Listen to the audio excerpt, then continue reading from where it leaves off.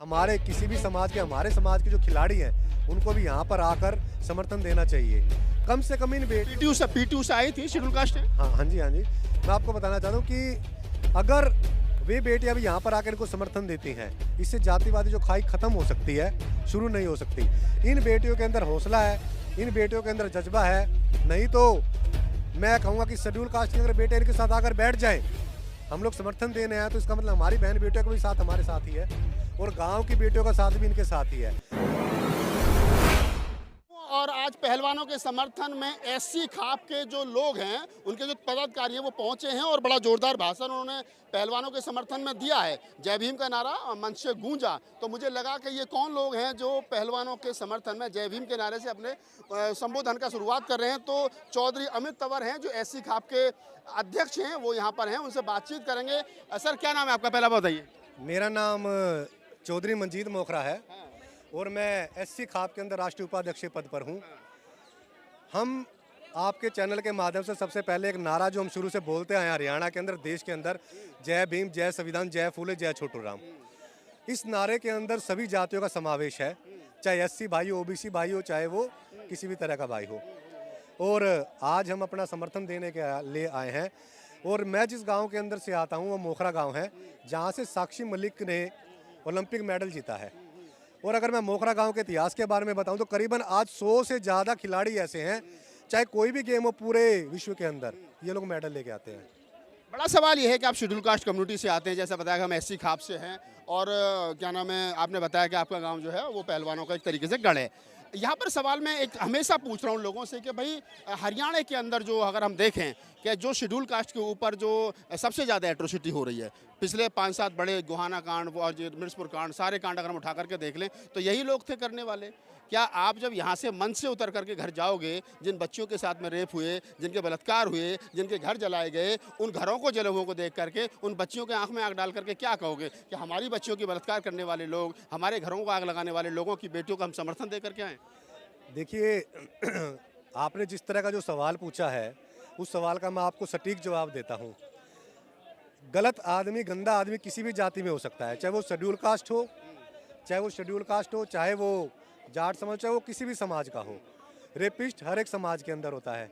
और जिस तरह आप बता रहे हैं बगाना कांड, मिर्चपुर कांड, आज हरियाणा के अंदर 2014 से पहले जो भाईचारा था वो हालांकि कम हुआ है, लेकिन हम लोग एक बात बताना चाहते हैं आपको कि बलात्कारी का कोई शक्ल नहीं होती, बलात्कारी का कोई रूल नहीं होता। ये जो यहाँ पर बैठे हैं, यहाँ पे कितने किसान संगठन हैं, अगर किसान आंदोलन भी चला तो उसमें 36 बिरादरी का सहयोग था, जरूरी नहीं कि उसमें एक ही समाज था।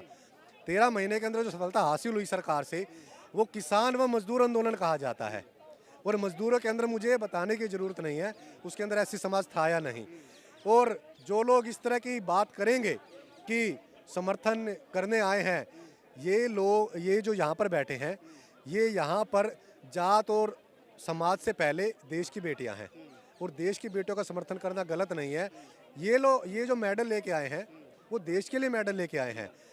भारत में इनकी जात हो सकती है, डिस्ट्रिक्ट में जात हो सकती है, स्टेट में जात हो सकती है, लेकिन अगर ये थाईलैंड, अगर ये यूएसए, अगर ये एशिया के अंदर किसी भी कंट्री के अंदर खेलते हैं तो वहाँ पर इनकी जात के नाम से नहीं कहा जाता, इनको भारत देश की बेटी और भारत देश का गौरव कहा जाता है। आपने कहा कि भारत देश की बेटी और भारत देश का बेटा इनको कहा जाता है, लेकिन यही एक सवाल और खड़ा होता है कि जब ओलंपिक में वंदना कटारिया जो उत्तराखंड के हरिद्वार से आती थी, चमार कम्युनिटी से आती थी, उसने हैट्रिक मारी ओलंपिक में, जबकि जब ओलंपिक में हॉकी टीम हार गई, महिला हॉकी टीम हार गई, तो उसके घर के सामने नारे लगे, चमार है घर से बाहर निकल, चमार है घर से बाहर। क्या वो देश की बेटी नहीं थी? कौन लोग, एक ट्वीट तक नहीं किया लोग, जो जितने लोग यहाँ बैठे हैं उसे प्रधानमंत्री के साथ सेल्फी खिंचवा करके ट्वीट कर रहे थे।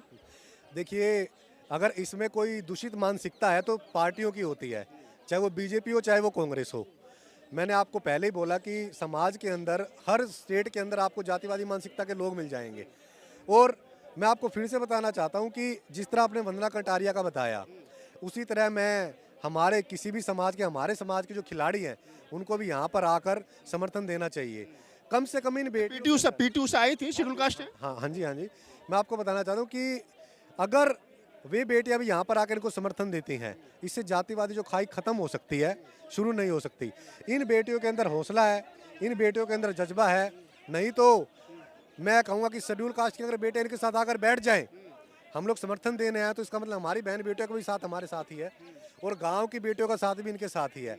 तो मैं जितने भी खिलाड़ी और भी हैं उन सबसे यही निवेदन करना चाहूँगा, जो आवाज़ बुलंद करने की कोशिश इन लोगों ने की है, सभी खिलाड़ियों को इनका साथ देना चाहिए। अभी तो बबीता फोगाट की जो बहन है जो बीजेपी ज्वाइन कर रखी है, ना तो बीजेपी का मोह छुट रहा है ना वो यहाँ करके समर्थन में बैठी है। कैसे देखते हो, जो बीजेपी का मोह नहीं छुट रहा और अभी तो इन्हीं के परिवार में मतलब विक्टन है, वो जो बबीता फोगाट की उनकी बहन है वो यहाँ पर आकर के उनका समर्थन नहीं कर रही है। देखिए हरियाणा में कहावत मशहूर है कि चूहे ने मिल गई हल्दी की गांठ अपने आप ने पंसारी समझ बैठा। ठीक है, तो इसी तरीके से कुछ लोगों को थोड़ी बहुत चीज़ सुविधा मिल गई है तो वो अपने को राजा समझ बैठे हैं। उनको ये नहीं पता है नंबर सबका आएगा, किसी के 10 लगेंगे, किसी के 5 लगेंगे, किसी के 4 लगेंगे। और जो आपने थोड़ी देर पहले मेरे मंजीत भाई से पूछी कि जी वंदना कटारिया की बात पूछी और प्रिया मेघवाल जो राजस्थान की बात है, बिरजू पहलवान है और नरसिंह यादव है। देखिए नंबर सबका आना है, नंबर आ रहा है ना, नंबर आ रहा है।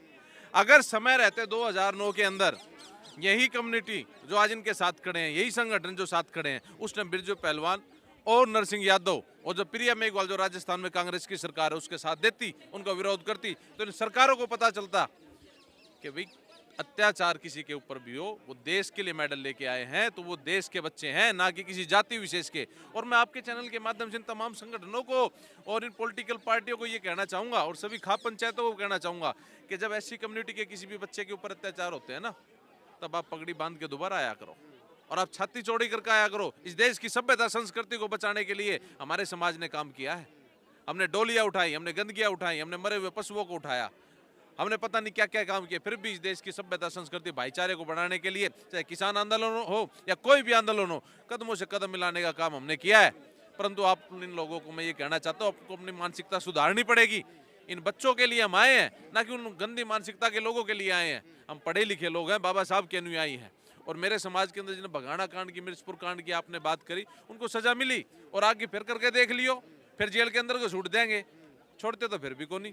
अच्छा, आपने कहा कि वक्त रहते सुधर जाते तो शायद आज यहाँ नहीं बैठना पड़ता। आपका कहने का मतलब कहीं ना कहीं है कि जब वंदना कटारिया के साथ गलत हुआ और अन्य शेड्यूल कास्ट के पहलवानों के साथ गलत हुआ तो तब सब लोग सोच रहे थे कि शेड्यूल कास्ट वाले हम क्या करेंगे, लेकिन बारी बारी से पिटेंगे सब। अगर तभी इकट्ठा हो जाते तो शायद आज इतनी हिम्मत नहीं होती। बिल्कुल, ये देश के तमाम राजनीतिक गैर राजनीतिक संगठनों को, किसान यूनियनों को ये सोचना चाहिए कि भी जो देश के लिए मेडल लेके आ रहे वो देश की बेटी है, ना किसी जाति विशेष की है। देश के किसी भी कोने, किसी भी राज्य के अंदर उसके ऊपर उंगली उठती है या कोई भी जातिवादी मानसिकता का आदमी उसके साथ इस तरीके का प्रहार करता है, घर के सामने खड़े होकर उसके लिए नारेबाजी लगाता है जाति विशेष की, तो अगर ये तभी इकट्ठा हो जाते तो आज हमारे पहलवानों के ऊपर अत्याचार करने के लिए ये ब्रजभूषण जैसे आदमी पैदा नहीं होते और ना ही किसी सरकार की हिम्मत होती। अरे ये सरकार जितनी भी राजनीतिक पार्टी आ रही ना, ये सारी की सारी इनका इतिहास उठा के देख लो, इन सभी ने हमारे ऊपर अत्याचार किया है। किसी ने जाति के नाम से किया, किसी ने धर्म के नाम से किया। ताजा राजस्थान की घटना ले लीजिए, कांग्रेस की घटना है वहां के अंदर, क्या वहां पर दलितों के सरेआम काटे नहीं जा रहा है? क्या इन्होंने वहां पर जाके कोई काम किया? क्या वहां पर प्रियंका गांधी बैठने के लिए गई थी? क्या रॉबर्ट वाड्रा गया था? कोई नहीं पहुंचा ना। यूपी में तो आ रहे हैं ना। कहाँ यूपी में आ रहे हैं? यूपी में आते हैं हम तो वहां की घटना करेंगे ना, दलितों के ऊपर अत्याचार हो रहे हैं। मेरा कहने का तात्पर्य ये है कि हमारे लोगों ने, कुछ गंदी राजनीतिकता के व्यक्तियों ने हमारे समाज को बांट के रख दिया है। गांव के अंदर चले जाओ, एक दूसरे के साथ मिलके रहते हैं, एक दो की गिनती नहीं होती। अगर एक दो फालतू बोल है उसने उसी टाइम दबा दिया जाए, दबड़का दिया जाए, तो वो बोल रहा नहीं।